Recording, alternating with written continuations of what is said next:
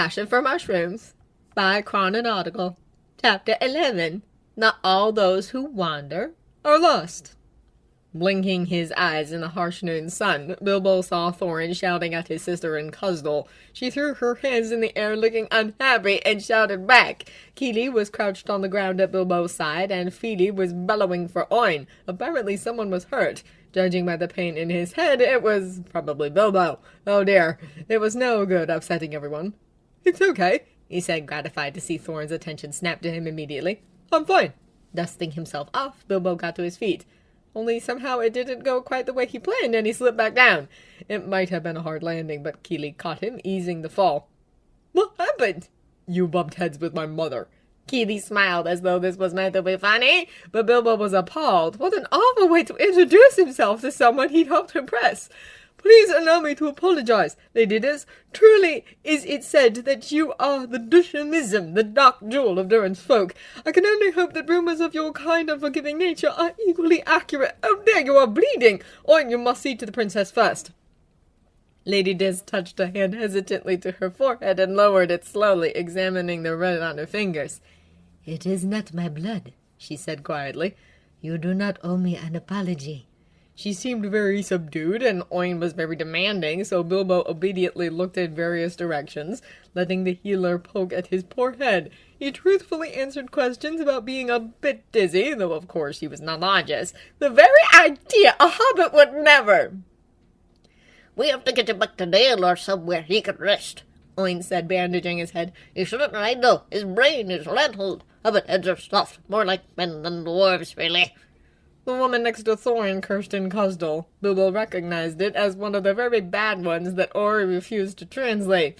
She was obviously a very fine lady, and she looked so very like Thorin. "I beg your pardon, my lady," he said. "You would not happen to be the Princess Dis, would you?"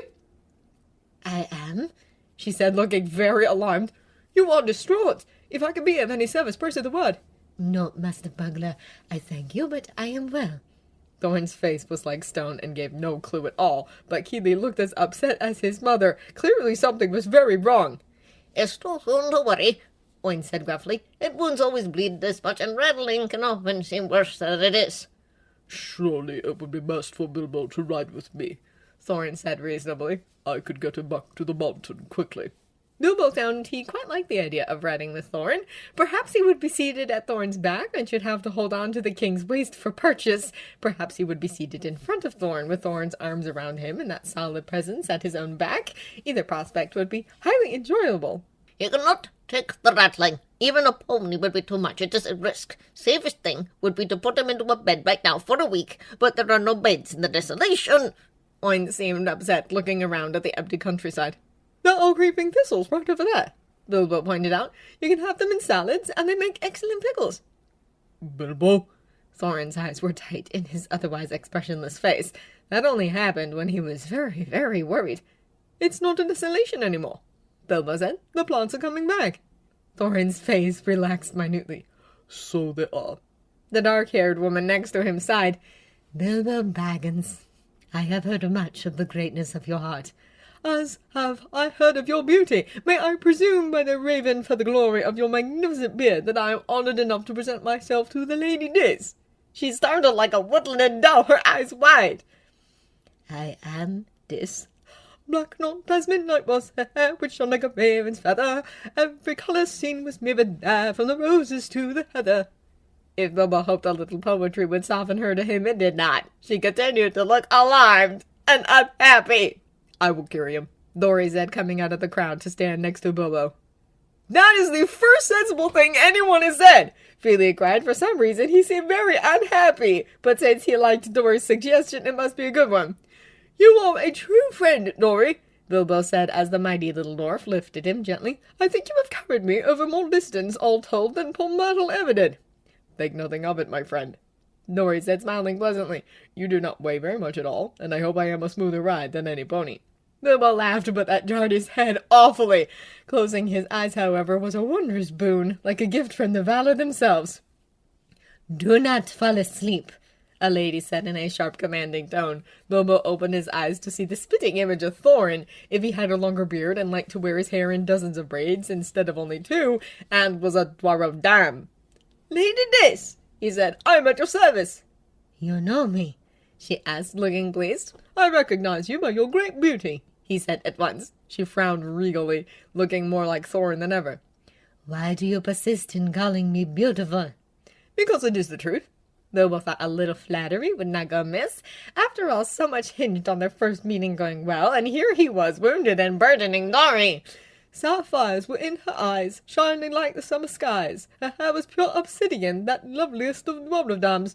No polished silver could compare to flawless skin so very fair, and all who saw her perfect face admired both her poise and grace. "That's enough out of you," Beaufort said, coming between Bilbo and the Dis with a cheerful smile. "You're babbling poetry, Bilbo. Usually we have to down a fair few pints before you resort to that." "Are we drinking? I have a pain in my head like you would not believe, my friend." "Why, we're not drinking. We are going back to the mountain. Dori is carrying you because you hit your head." "Oh, thank you, Dori. You are my true friend. I think you have carried me over half of Middle-earth by now." Dori smiled kindly. "Any time, Bilbo." "Oh, what am I?" Beaufort asked jovially. "Another me." "You are a clown, though you look very lordly in your war helm, I must say." "Why, thank you, my friend." "Now it comes to it, Beaufort, I could use your help." "At your service, of course," the dwarf said with a friendly smile. "I am trying to think of the name of that beautiful black rock you used to make my lovely sign." Beaufort's smile froze a little and faded at the corners. "Obsidian," he said very quietly. "That's what I thought it was. Do you think it's forcing the point to rhyme it with Dwalin?" Beaufort tilted his head to the side. "What would you want to go and do that for?" "Well, I thought a little poetry might not be amiss when one is to meet a great lady for the first time. I've been composing for days, only it's all doggerel." "Why?" Keeley cried, startling Bilbo very badly. "Why would you recite poetry about how beautiful my mother is?"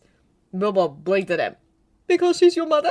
I should like to make a good impression, and I will not have the option of slaying an orc for her." And flattery is the way to do that? A cool, feminine voice asked. Bilbo looked over to see the Lady Dis standing next to Thorin. "You could be kinder," Thorin growled, looking murderous. "Yes!" Bilbo squeaked. "Yes, I certainly could. I'm sorry. Is it considered unkind amongst dwarfs to call someone beautiful? Only I hear it all the time in Edinburgh. Is it that you are a princess?" He was talking to me, Dis said plainly, and I will be kind the next time around. The halfling will not remember this. "I will not?" Bilbo's head felt like it would break apart. The sun was too bright, and his stomach swirled unpleasantly. "Never could I forget your lofty bearing, nor the way you move with such poise, my lady." Closing his eyes, Bilbo tried to will the pain away. Never could you speak a word of truth. Dis grumbled. When Bilbo opened his eyes, he saw the elaborate braids on Dori's kind face. His head hurt quite badly, and he had the vague feeling that he was letting down his end of a conversation. "I'm sorry," he said. "What was that? What I was talking about?" "How beautiful our mother is," Keeley said, sounding utterly appalled. "What a true friend Beaufort is!" Keeley said, kicking his brother. Putting a hand to his temple to try to ease the pain, Bilbo considered this. As he had never seen the Lady Dis, Feely's information seemed more reliable. "You are the truest of friends, Beaufort," Bilbo said, turning a little in Dori's arms to better see the dwarf at his side. "Not because you made me a sign, or because you so often make me laugh, but because you have always made me feel like I have a place among you. Even when that place is the butt of your joke, I am welcome. And you taught me that hilarious song the other night. How did it go? Durin's lads have mighty fine hammers." "Bilbo!" Beaufort looked up. "Not in front of the children and the princess." "Princess?" Bilbo asked.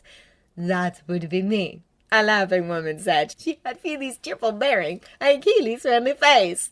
Bilbo knew her at once. "But that would make you Thorin's sister," he observed happily. "I'm Bilbo. It's nice to meet you." I have been looking forward to making your acquaintance, she said with a friendly smile. It was absolutely perfect. Better than Bilbo could have hoped, really, except for the part where he was hurt somehow and being carried by Dori. Still, she was smiling and seemed to like him, and oh there, his stomach lurched. "Oh there. Dori," Bilbo said urgently, "you must put me down. Right now!" With obvious concern, the fastidious dwarf lowered Bilbo to the ground so that the hobbit could sprint away from the road. So dizzy he could barely keep his feet, Bilbo just made it to a rocky outcropping a little distance from his friends before the bile filled his mouth. He had no choice. It came spewing forth entirely against his will, burning up his throat like dragon fire. His chest heaved, his stomach quaked. Deep within his throat, a muscle seized over and over without his consent, dredging up everything he had eaten that day and spewing it forth upon the ground. When he looked up from the puddle of his own vomit through the tears in his eyes, he saw Dwalin's stomach face. A deep shudder of shame racked Bilbo's small body to know that a friend had witnessed him in such a state. You could have done that closer to the road, the warrior said. There was no need to run all this way. Shutting his eyes and breathing through the pain that hammered upon his skull, Bilbo whispered, Then we are not near a road? No one else saw? Dwalin hesitated. You have a wound upon your head and your brain is rattled. Can you walk? Will you let me carry you from this place? Opening his eyes again, Bilbo saw the vomit. He could taste the bile in his mouth and even in his nose. I have lost my lunch, he said unhappily. I ought to fast 6 days in shame. You ought to clear your mouth, Dwalin said, handing him a water skin. It happens all the time sometimes. It is no weakness of yours. Bilbo took the water gratefully, swirling the clean liquid through his mouth and spitting it out. He repeated this 3 times for luck before finding a handkerchief in the pocket of his trousers to wipe his nose and face. Thank you, Dwalin. You are a true friend. You will not tell anyone of this, please? Never will I speak of it under sky or under stone. Dwalin vowed, picking Bilbo up as though he weighed nothing at all. I did not know hobbits were shamed by such things. We aren't so proud as dwarves, Bilbo admitted. But a hobbit ought not to be wasteful. Once when I had just turned 20, Merrimack Brandybuck and I got into his father's best spirits. Oh, it was awful. My father had never raised a hand to me once in my entire life, but I got a hiding for that, I tell you. A hiding like you would not believe. Of course, I quite deserved it. Imagine a Baggins being sick all over the carpet, sicking up the 2780 vintage as well. Stealing it was one thing, but spoiling it, wasting it. No, I quite deserved what I got. They lapsed into silence for a little while then. Dwalin was not much for small talk, and the sun was so bright it boiled Bilbo's brain to have his eyes open. The aching throb in his head was intolerable. He was wearing his mithril armor, but there was quite a bit of blood on it. Sting was at his side. Dwalin was carrying him swiftly toward Erebor, through the once desolate wilderness. Bilbo thought he understood what was happening. Dwalin, I am fine, Bilbo said firmly. That's good, the dwarf said. He even sounded like he meant it. So you should leave me here. I can make my way back to the mountain easily enough. After all, I can always hide. His heart was racing, as it had when he'd crept from the mountain to give the Archetstone to Thorin's enemies. He knew this was the right choice, but so many things could go wrong. Likely he would not survive to apologize this time. Dwalin looked at Bilbo like he'd gone insane. Why would I leave you? Thorin needs you far more than I do. It was only conjecture, but Bilbo couldn't think of anything else that would have them so far from home, armed and armored, covered in blood. Dwalin looked back over his shoulder, and like magic, Thorin appeared. I am well. Oh, Bilbo said, collapsing against Dwalin, overcome with relief. Good. Did anyone else survive the attack?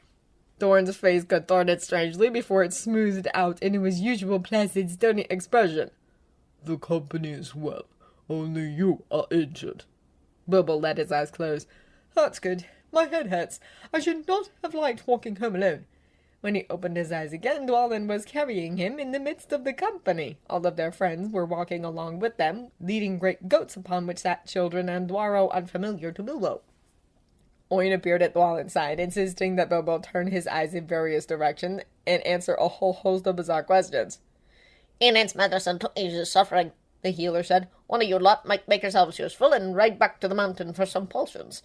Feely and Keely both leapt onto their goats and galloped off. Hopefully they heard Oin calling, Any of my apprentices can give you the ones you need, if they were going to get whatever it was Oin wanted. I will take him now, Thorin said, and Bilbo was passed like a parcel from Dwalin to Thorin. That wasn't so bad.